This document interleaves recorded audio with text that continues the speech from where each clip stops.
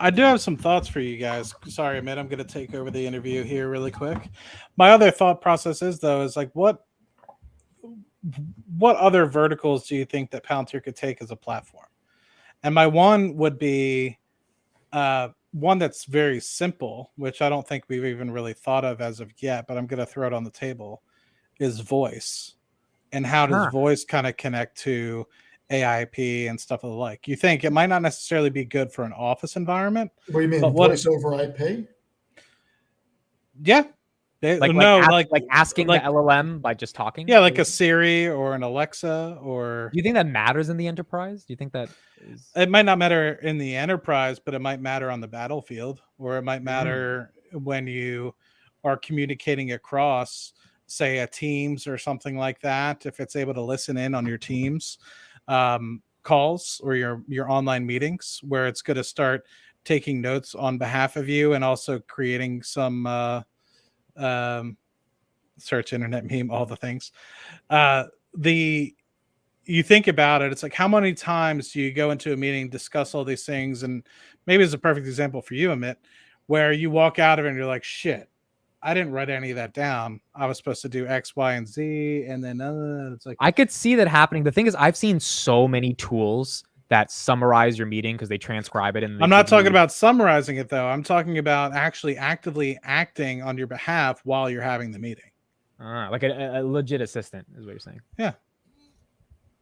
Okay, that's Like one getting vertical. things to a point where it's literally listening in on the meeting and you're having a verbal conversation, and it's just, it immediately gets those things set up towards when you're done that meeting. Now all you have to do, because you're set up with Gotham or you're set up with Foundry, you just have to say, okay, yes, decide, decide, decide, decide, because it already has the guide rail set up for you to work on in the background while it's kind of doing it. That would Right. increase the efficiency. Let's say you and I have a meeting. I'm a forward deployed engineer. You're a client. I have a meeting. The AIP voice assistant is listening to everything. You're like, Amit, I need X, Y, Z done. I'm like, got it, Matt. Cool. Keep paying Palantir. I'm going to keep doing my job. And then after the meeting, I'm talking to AIP, being like, schedule this on this day, do this, make sure you do this, blah, blah, blah. And it just does all that shit. It doesn't really execute the task because you need a human there, but it kind of sets up the infrastructure.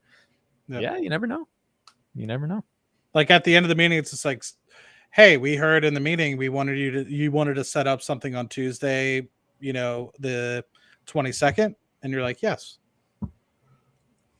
Versus having and it's something like they have Gantt charts within Palantir now, or Foundry now. They have so many different applications that are set up and customized. It's like it's going to be better than what a Siri or a Google Home or an Alexa could do, because it doesn't necessarily have an insight into the proprietary data of the organization. No, it's really interesting because I think for the past, and Steve, I'll get you in on this in a second. I think a lot of us have been thinking that we are going to move past a textual interface for a while. I know Gary Vaynerchuk has been talking about this on the consumer end, and we haven't really seen that happen. Like, I know Google has the microphone button. You can press it and be like, search for blah, blah, blah, but no one really does it. We still type. In the enterprise world, if there's a way in which just interacting via voice is way more efficient at getting something done, you could potentially see that be a use case that people actually adopt, and that's a whole new paradigm that we enter into, like a Siri on steroids on proprietary data. Go ahead, Steve. Any thoughts on that? Nope.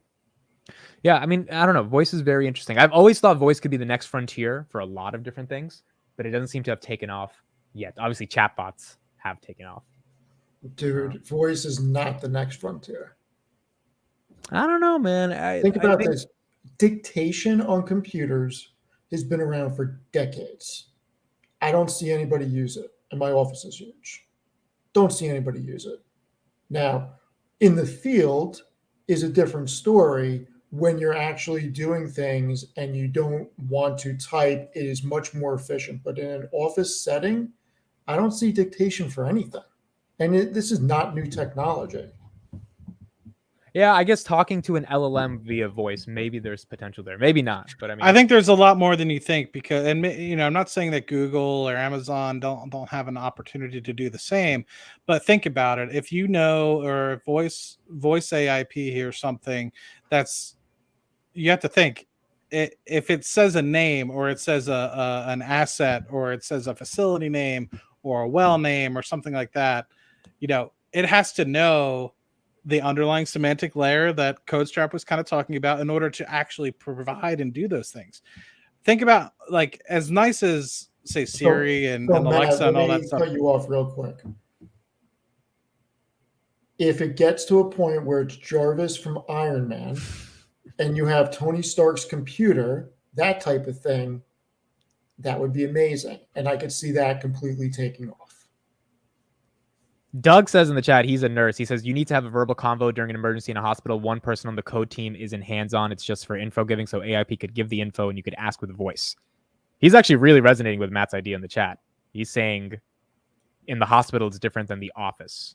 Which might be exactly. But that's why I said in the field, it's much different. If hospital would be a field setting, oil field would be a different setting. Like any type of in the field activity, different setting than in the office. In the office. Gotcha. Garcia. And I think think about if you have like some folks out in the middle that are on a radio or something like that, right? And they're focusing on a war. Say they're in some sort of. I'm putting hospital in the field aspect.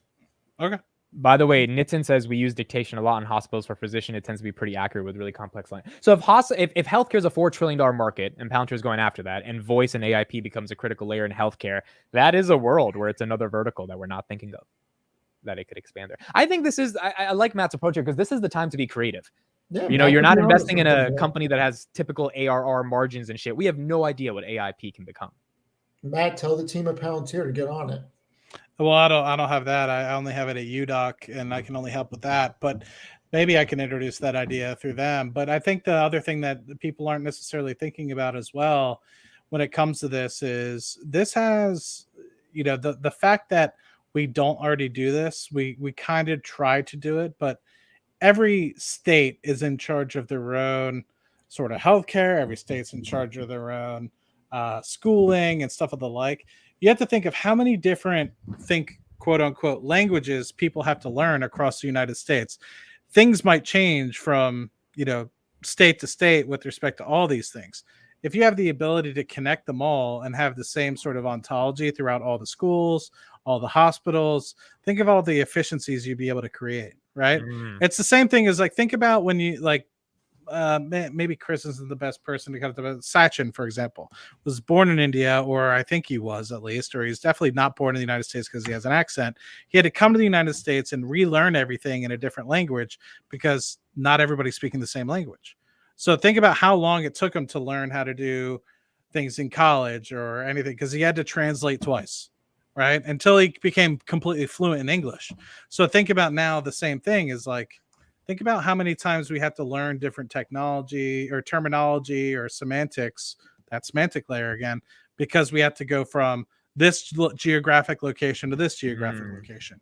So if everything is, and it's, I know this is basically the underlying sort of fundamentals of what Palantir is all about and the data structuring, but think of the implications in schools, hospitals. It's think how much quicker things will be because you can now have a travel nurse that knows the same language in Nashville, Tennessee versus Fort Lauderdale, Florida versus Los Angeles, California, and they're all speaking the same language. Because AIP would just auto-translate it in whatever language the client needs it. Is that what you're saying?